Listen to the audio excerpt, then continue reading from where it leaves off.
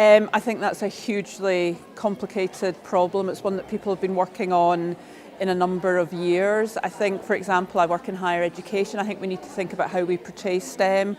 I think we need to think about how we advertise our programmes to young people. I think we need to tell people what engineering is really about and why it's an attractive and rewarding career for women as well as for men. I think it needs to start really young. To be honest, I think we need to step away from the Barbie dolls and start giving girls microscopes and mechano and just start as early as we can. Well, I think there's probably multiple things that we need to do, but there's three in particular that I would call out. One is, I think we need to reinvigorate the passion around some of these STEM subjects, both in terms of courses at universities, but also in companies. We need to stop talking about the process of engineering and the process of software engineering. We need to talk about the outcomes, so the amazing things that happen and change the world because of what happens in STEM companies and STEM in universities. So I think that's the first thing. We need to kind of unleash the passion of these subjects.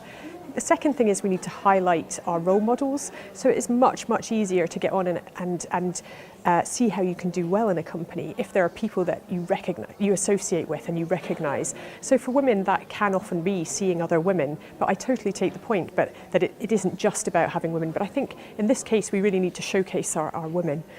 And the third thing is that we all need to take some responsibility for this. So if we think that getting more girls and women into STEM subjects, we need to think from the bottom, you know, the youngest children right up to older school children, and they're all sorts of teachers, parents, aunties, uncles. Everyone has a responsibility in terms of doing this. So when you think about what you're going to buy your niece for Christmas, you know, is it really a princess dress or is it some building blocks so they can start to build bridges?